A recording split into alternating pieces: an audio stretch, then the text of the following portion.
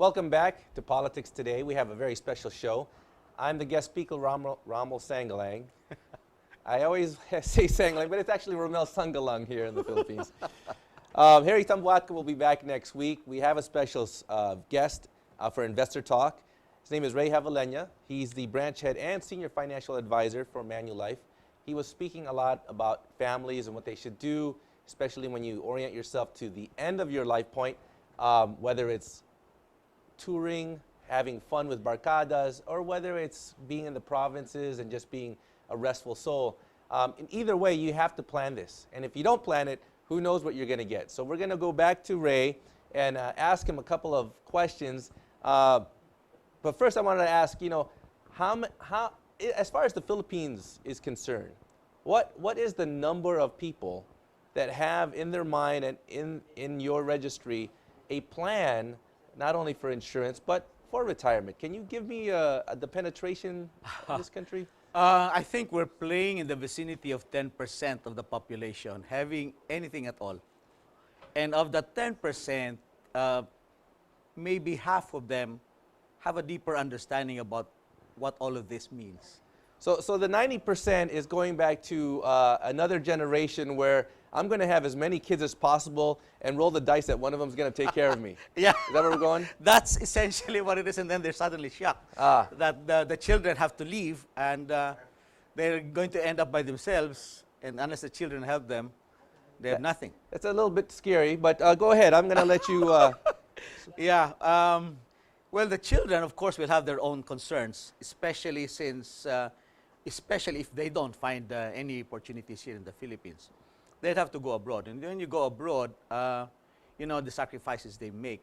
And eventually, from the encounters I've had, even with the young people, their route is they may go abroad, find a job, maybe in the Middle East or in Singapore or nearby countries.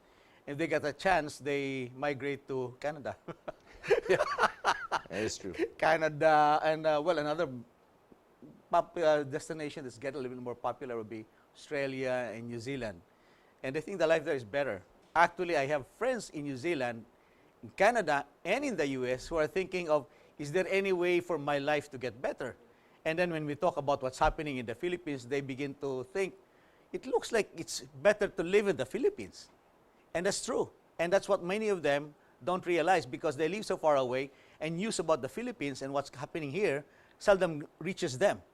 I actually was in Iloilo, I think 6 months ago, and I happened to share a table with an Australian, and I asked him, are you visiting here? Are you here on vacation? He said, no, I'm here to look for a place where I can retire. Australian. I said, what are you doing in Iloilo looking for a place to retire? And he said, well, I've researched all over on the internet to look for a place to retire in. I have a Cambodian wife, he says, but and I have $1 million in Australia, but I know it will not last. But coming to the Philippines, I know I can be super fine here until the end of my days. And that's an Australian talking to a Filipino who did not even pass through Manila. He went to Iloilo to look for a retirement place. So these guys really determined to do it. Now, in the Filipinos, we have less understanding about the potential here. And our job here is to make the Filipinos understand that, sure, you can work abroad, you can take care of your parents, but at the end of the day, if you really need to take care of your future, maybe you'll find it better here in the country. Okay. I actually have to ask you two questions about that. One is specifically for those OFWs. If they're still a Philippine citizen, and I know we have dual citizenship opportunities here since 2002. I'm a dual citizen myself. That's good. Now, could I actually be an OFW working in Canada or California and still be basically having a subscription here for life insurance? Oh, absolutely. Absolutely. Especially if you're a Filipino. You have a Filipino citizenship. Yeah. And we do try to catch them, the Filipinos, when they come home, or we talk to their families, at least so that they have a better understanding. And I personally visit friends abroad when I'm traveling. We share a lot of time together. We talk about things here. And that's the only time they normally hear what is really happening here. I don't see much of the Philippines being reported in the newspapers. As near as Bangkok, for example, I would go to a hotel, I pick up the business newspaper, no mention of the Philippines anywhere. So they would not know. we at this stage, we ourselves have to tell them about what's happening here, the good things that are happening here, and that makes them want to examine some more. And then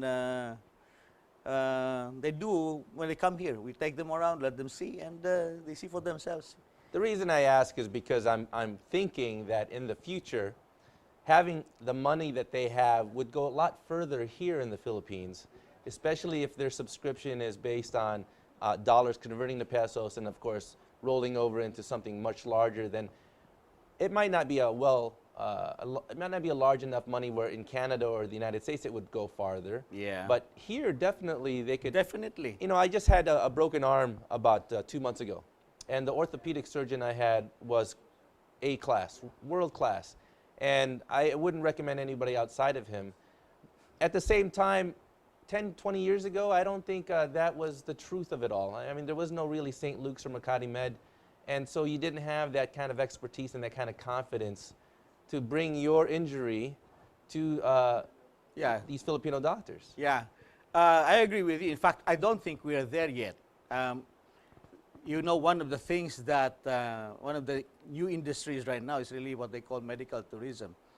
And the number one there in the world right now is Thailand. They make a lot of money out of medical tourism, and most of that is actually in, the other things, not necessarily medical.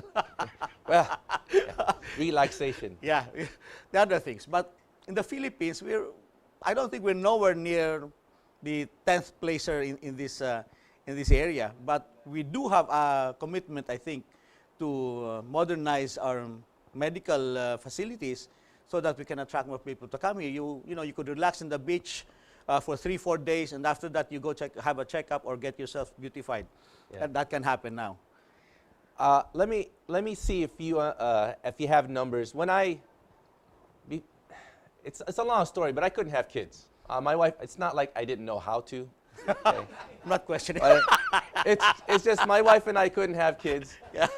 And so we kind of lived life with just the insurance that was given to us through our work. And I work for a Fortune 50 company, and I was telling you that my arrangement with them is if I should die, they were going to pay my wife 4 times the amount of money I usually earned in a year. In a year. Right? Yeah. And then plus the guaranteed money they had in my insurance profile. Yeah. So it was about $500,000. So I said, if you're ever angry at me, please don't kill me because I know how much I'm worth.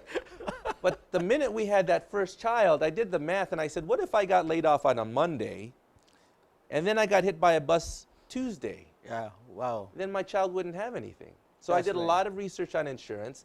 And basically, if I can get into a car and that car has to be insured in case anything should happen so I don't go bankrupt, why wouldn't I get out of the house feeling the same way?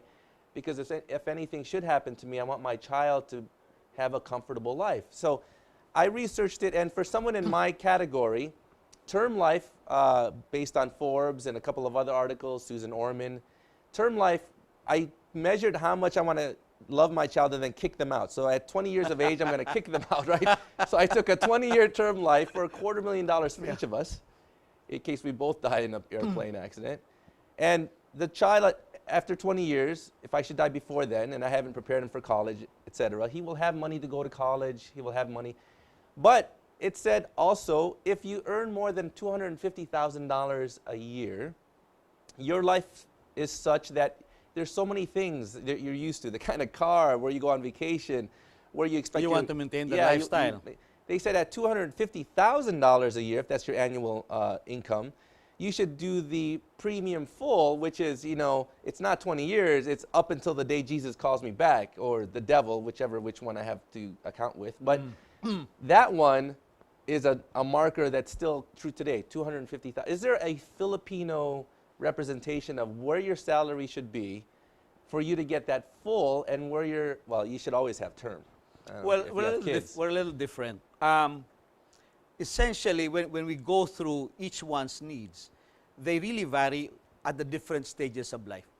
That's why I normally, when I talk to single people, young people just entering the workforce, and we talk to them the first time about these things, they find it a little strange talking about retirement, talking about life insurance. They want investments. Mm-hmm. Okay, I normally ask the question, well, let me ask you, what's your goal in life? What's your goal in life? Do you intend to have a family? Do you intend to have kids? They say, yes. Okay, so when is it cheaper to provide for your kid's education? When he's already there or before he's there? Okay, before. Before, absolutely. They said, well, what happens if actually you don't get a child? Well, you have the money. I'm sure you know how to enjoy it. Oh, I enjoyed it. I bought a condo so big, my family was like, what do you need a place like this for? Yeah, well, yeah, that's what happens normally. But you normally should always, everyone should always have, at least, at the very least, in terms of cash needs, you should always have at least about 6 months of expenses set aside for any emergency. When you lose a job, the economy implodes or whatever, you just want to take a vacation, want to work for so many months. If you have that money, you could have the luxury.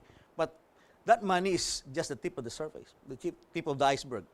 The educational costs in the Philippines actually they vary a lot, from almost nothing to very expensive.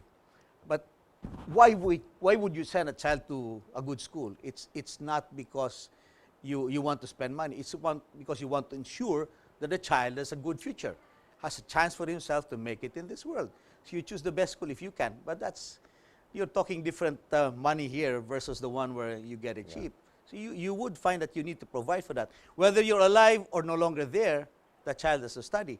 But in between, you have to be fed. You have to have a roof over your head. You have to have clothes. And if you're suddenly hit by an illness that prohibits you from ever working, what are you going to do? You can't just be a burden on others. You must make sure that there's still money going to come around. Hopefully, you get healed. You have enough money to get the treatment, to get better and go back to 100% health. I think there's a statistics from the Department of Health that says that about 65% of mortalities from critical illness could have been prevented had they the money at the time that they were diagnosed with the illness. Right. 65%, that's a lot.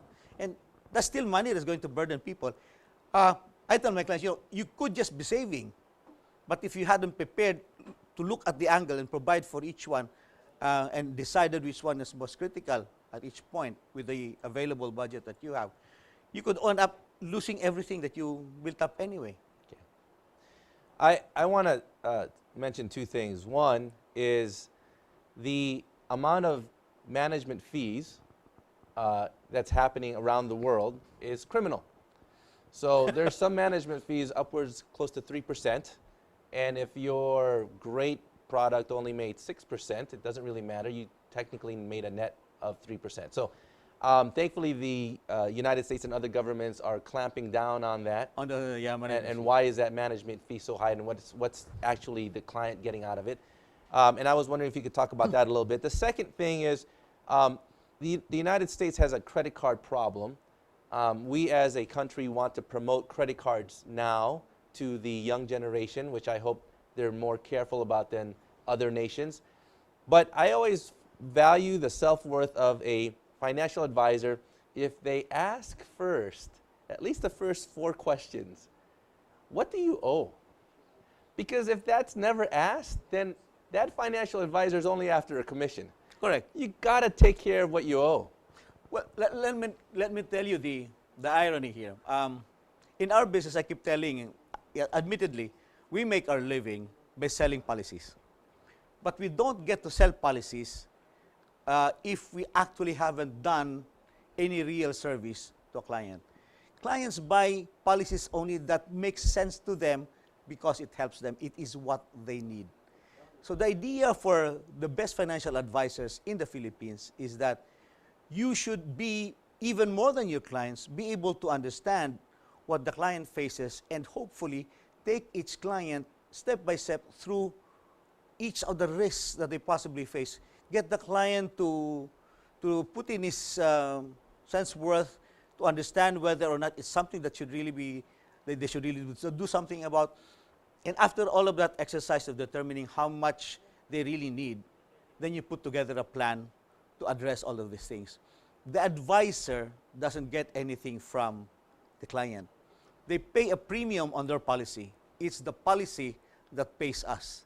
It's the company that pays us. So as far as my service to my clients, for example, are concerned, I charge nothing. In fact, I'm the one who spends for the meal. I'm the one who spends for the coffee. What are you doing tomorrow at lunch? Just gonna go ahead and just sure. discuss. Yeah. I do most of my job eating breakfast and having a lot of nice times with my client. We talk about that because when they're relaxed, they're more open to talking about what they really need. In fact, I have a number of my clients telling me confidentially, say, please don't tell my wife. I haven't told her this. But I understand that's the nature of our job. And we have to really go to the level of understanding what is it that really should concern them. And most of the time, everybody has a vision of what they want to have. You should be able to capture that vision and help them achieve that. So our job here, my job doesn't stop with that client buying a policy. No, it's just the beginning. In our company, we need to be able to be there for our client every year. Every year, we have to take them to the process of letting them know where they are, what they started with, what they want to do, and then they tell me what has happened in their lives, what has changed, and all of that, so that we could make any adjustments if necessary. Okay. So- Ray, I was wondering if you could do me a favor. It's been a great time talking to you. It's nice to compare where I've been, what I've seen, and then, of course, this beautiful country and where it's going. Could you look at the camera for me and just summarize what you want the people to know and what they should do in order for this next generation to be better than the last one? Well, I think the most important thing for Filipinos to know today is that our country offers Filipinos, every Filipino, the opportunity to create a good life for themselves, and for their children. We just need to know where we can get this information, what are the alternatives available, and then make an intelligent choice. Consider the needs of the family, because at the end of the day, it's what we're able to do for the family that matters. It's what we will be remembered for. When our days are over, we'll want the people we left behind to remember us fondly and not curse the day you left them with a ton of problems. Yes. Thank you. Well, that's our show for today. And I'm a born-again Filipino. I believe in this country. Yeah, I know we can get the presidency right and all the congressmen and the 10 new judicial guys that's going to be coming up next year. At the same time, we have personal responsibilities. I think today was a good scope of what we can do for personal responsibilities. I hope you have enjoyed this program. Thank you so much for Harry Tambuatco for giving us the opportunity to talk to you. And this is Politics Today. See you next week. Thank you.